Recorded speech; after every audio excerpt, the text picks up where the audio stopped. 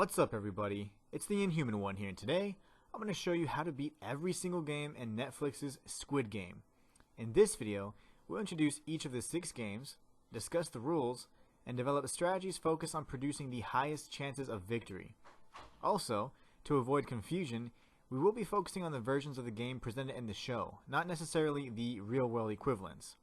We've got plenty to go over, so without further ado, let's get started. Game 1.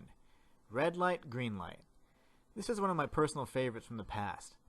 This game requires the players to advance while remaining undetected by the quote-unquote traffic light, which is normally situated a distance away with its back facing the remaining players.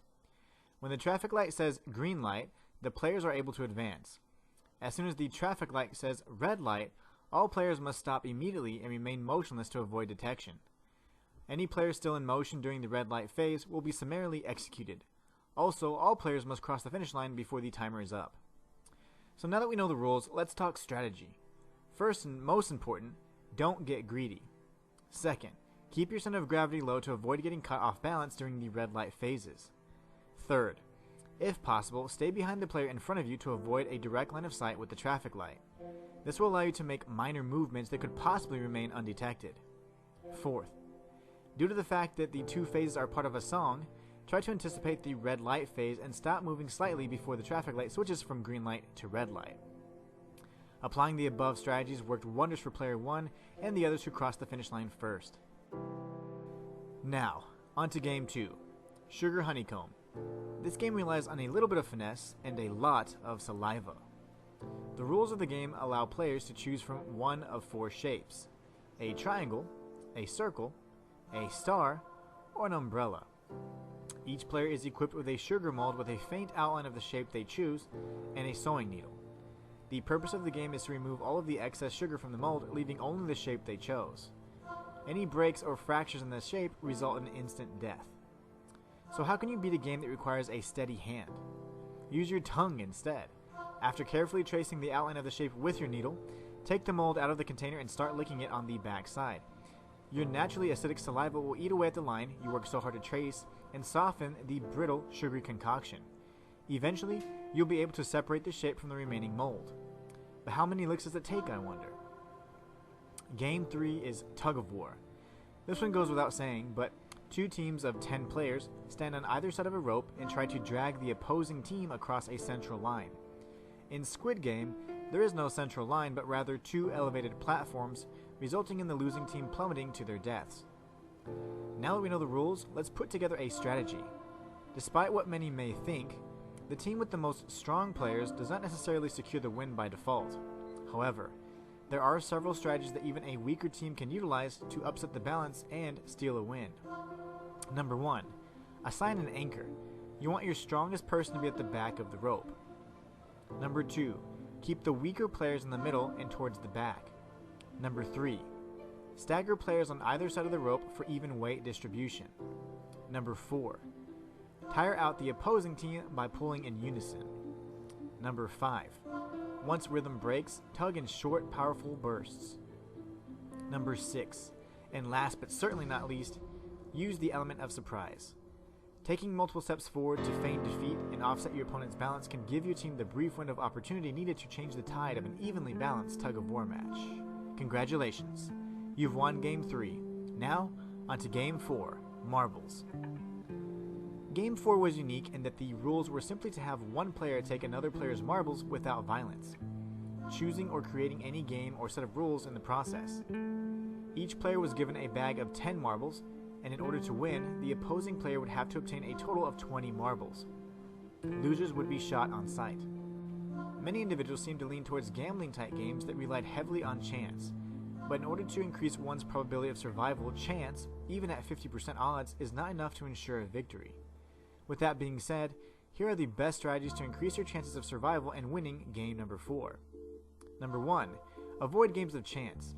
Even the most popular game of choice was heavily reliant on probability and only provided a 50% chance of victory. Although there are a number of techniques one could employ, the initial wins and losses could prove too difficult to bounce back from. Number 2. Focus on skill-based games. Take a page out of the gangster's book, Player 101, and create a game that relies more on skill and less on luck. You could even try modifying Kang Se-byuk's game and seeing who can throw the marble closest to the wall. The winner of each round would of course take the other player's marble. If the marble touched the wall, you lose that round. And if both players' marbles touched the wall, those marbles would be up for grabs for the winner of the next round. Now go out there and don't lose your marbles. Game number 5. Glass Stepping Stones. The rules for this game are simple. There are 18 pairs of glass tiles, situated opposite from one another. The tiles are either made of normal glass, which will shatter under the weight of just one person, killing the player in the process, or the tile could be made of tempered glass. As per usual, the players have a time limit. Initially, this seemed like quite the challenge, designed to heavily favor players who had turns much later in the round. This would ensure that the mistakes of those players that came before would help identify the correct tiles to jump on. However, the probability of a player selecting all of the right tiles and making it to the finish line alive are approximately 1 in 32,768. There are a few additional steps in the production of tempered glass that result in different finishes, and these minor details, if noticed, can be the difference between life and death. There are a number of ways to distinguish tempered glass from normal glass. One of the best methods is actually just looking for imperfections on the surface of the glass. Due to the intense heating process, there are often distortions, uneven surfaces, and even slight bends if observed closely. If lighting is an issue, the absolute best method is touch. Tempered glass has smooth edges as part of the refining process. Tempered glass has to be sandblasted. If lighting conditions are good, then a player could actually visually notice the differences and tell a rough edge apart from a tempered glass's smooth edge. Due to the fact that the glass tiles are separated by only a few feet, a player could get down on all fours and reach out to the next tile to run their fingers across the edge. This quick test would help a player make the correct choice and jump on the tile with the tempered glass.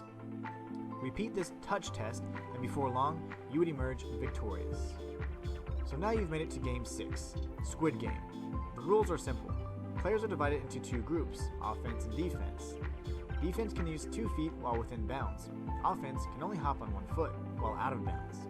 Once an attacker comes within bounds, they can also use both feet. The final stage is for the offense to tap the small close-off space of the squid's head by standing on it. If the defenders manage to push an attacker out of bounds, they will die. If there are only 2 players, the last player standing wins. Now that you know the rules, let's beat this game and win 45 billion won. The manner in which the game is played will determine the strategies used to secure a victory. If there are multiple players in both groups, the key will be to designate a leader on offense and have the other players serve as distractions so the leader can make his way inside the boundaries. Once inside, the same strategy persists.